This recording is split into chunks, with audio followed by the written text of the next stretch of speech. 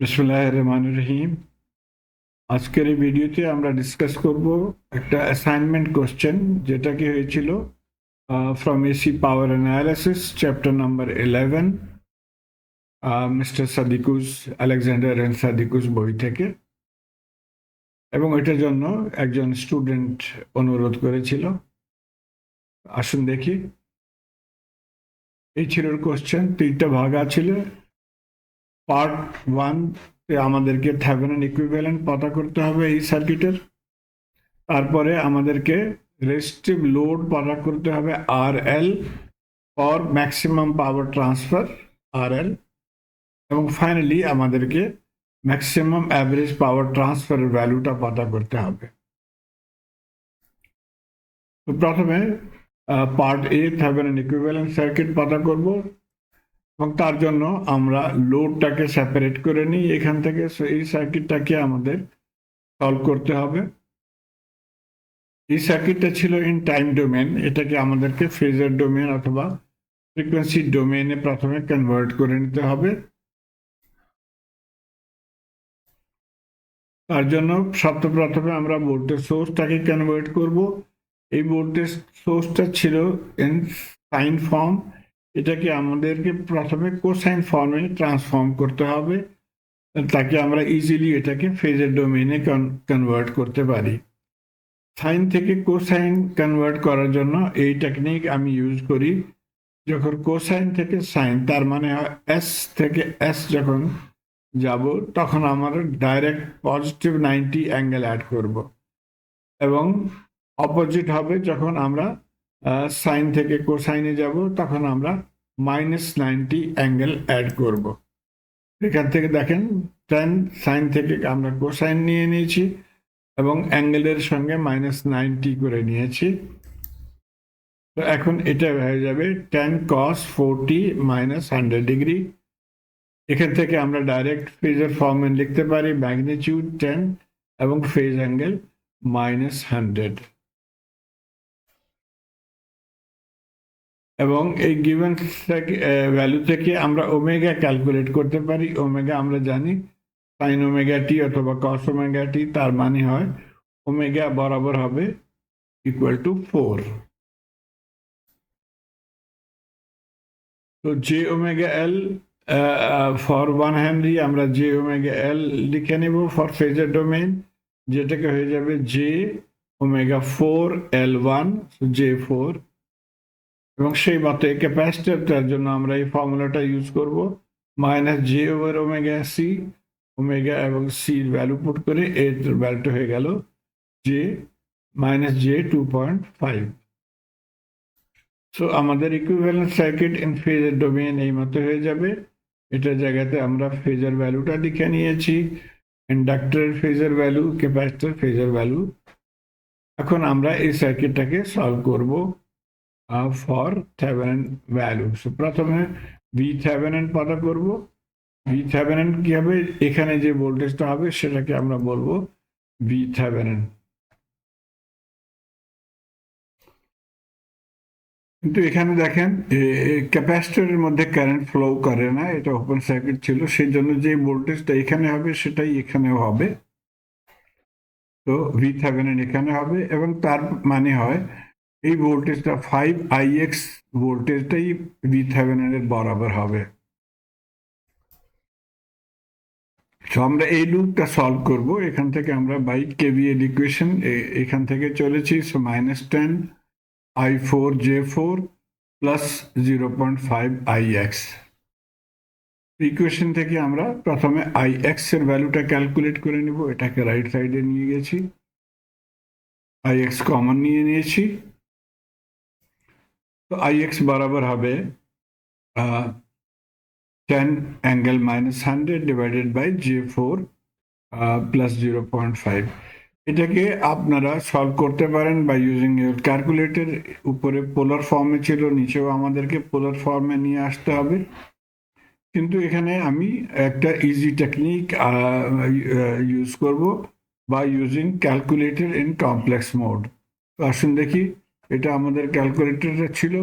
সর্বপ্রথমে আপনাকে make sure করতে হবে দ্যাট আপনার ক্যালকুলেটরটা ছিল কমপ্লেক্স মোডে, তার জন্য আমরা মোড সুইচ সিলেক্ট করব 2 ফর কমপ্লেক্স। তো এখানে দেখেন কমপ্লেক্স আসছে। এখন আমরা এটাকে সলভ করার জন্য আমরা এই ফ্র্যাকশন অপশনটা ইউজ করব।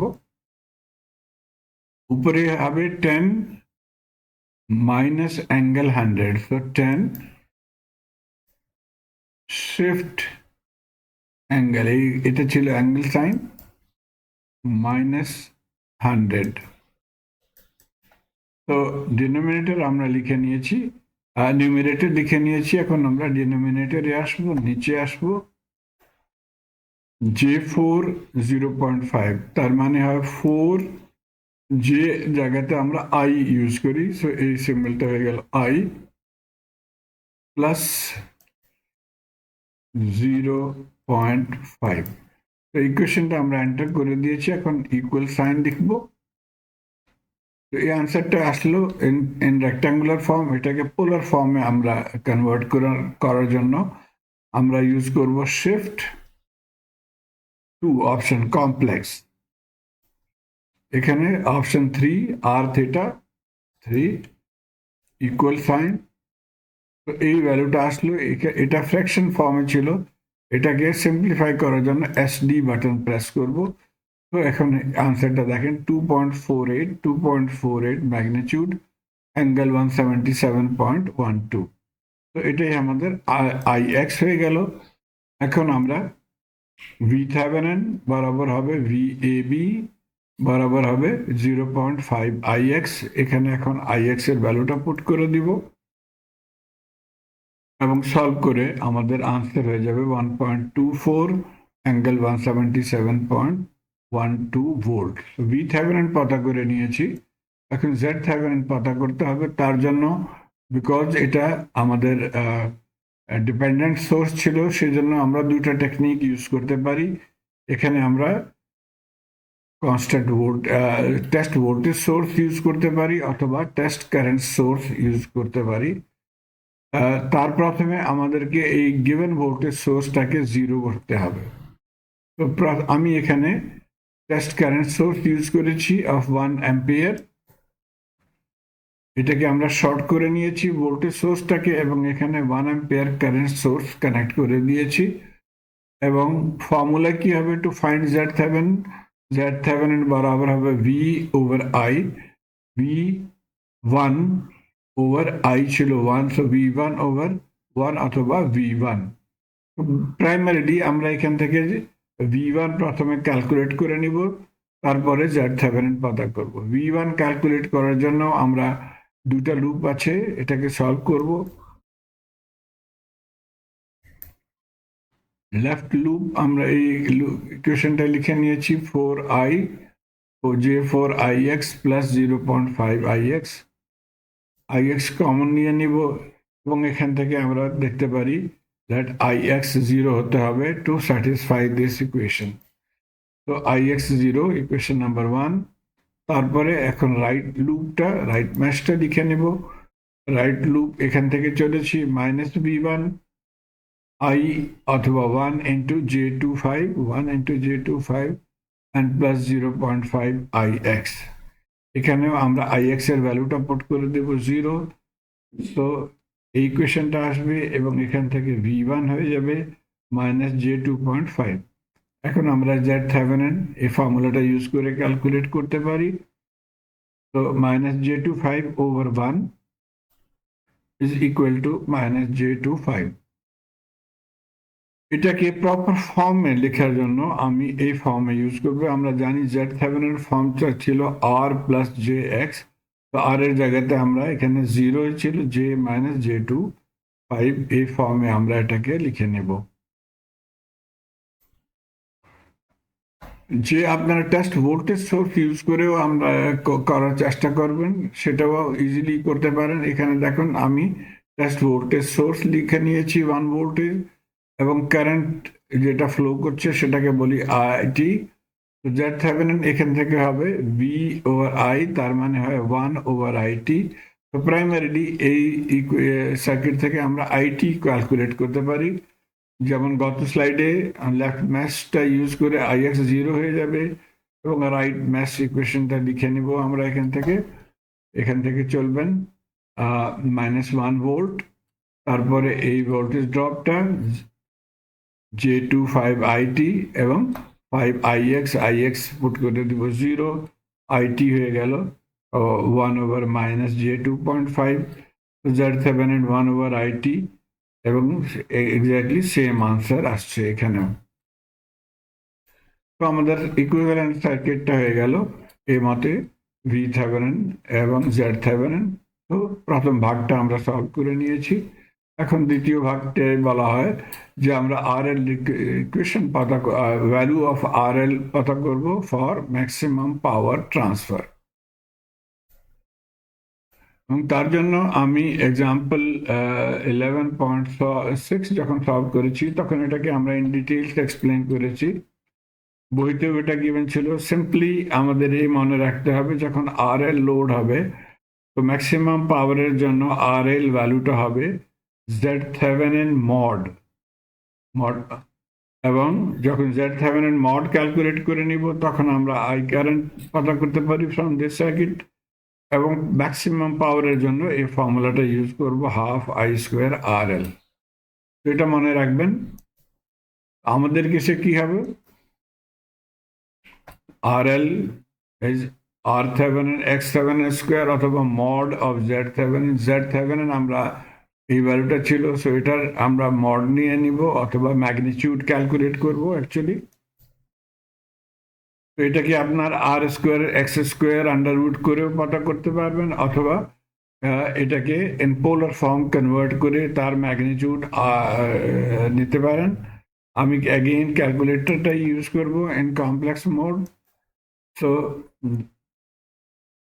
ভ্যালুটা ছিল 0 -2.5I, এটার মড আমরা নিব। তার জন্য এটাকে আমরা ইন কমপ্লেক্স ফর্মে নিয়ে যাব, কমপ্লেক্স 2। সো আর্গুমেন্ট অথবা মড এখান থেকে পতা করতে পারেন। আসুন দেখি যে আমি 1 লিখে নিয়েছি, 1 অফ আনসার, সরি এটা আর্গুমেন্ট অ্যাঙ্গেলটাকে বলা হয়, আমি ভুলে গেছি। So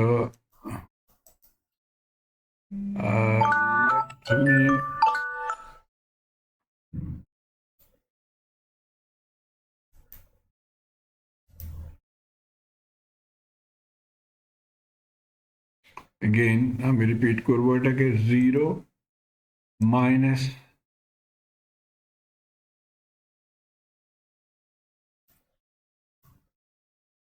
2.5I equal sign shift complex r theta আমরা চলে যাব 3 অপশন। তো এটাই হয়ে গেল ভ্যালু। এখান থেকে আমরা এটাকে ফ্র্যাকশন শেষ করার জন্য এই ভ্যালুটা আসবে 2.5 অ্যাঙ্গেল 90। তো আর অথবা ম্যাগনিটিউড ছিল 2.5। তো এখান থেকে আমরা লিখতে পারি ম্যাগনিটিউড হয়ে গেল 2.5 ওহম এবং এটাই ছিল আমাদের answer for part 2। So 2.5 ohm. তারপরে পার্ট 3 তে ম্যাক্সিমাম অ্যাভারেজ পাওয়ার ক্যালকুলেট করব। তার ফর্মুলাটা ছিল I² RL, half I² RL। I প্রথম কথা করব আমরা এখান থেকে। So Thevenin divided by Z7 RL ভ্যালুগুলো পুট করে এগেন ক্যালকুলেটর ইউজ করে সলভ করে নিব ইন কমপ্লেক্স মোড। তো আই হয়ে গেল 0.35 অ্যাঙ্গেল -137। কেবল আমরা ম্যাগনিটিউড অফ কারেন্ট নিব ফর পাওয়ার। So 0.35² RL 2.5। তো আমাদের পাওয়ার ভ্যালুটা হয়ে গেল 0.153 ওয়াট। তো আমি আশা করি আপনারা এটাকে ফলো করতে পারছেন। Please let me no through your comments. ধন্যবাদ।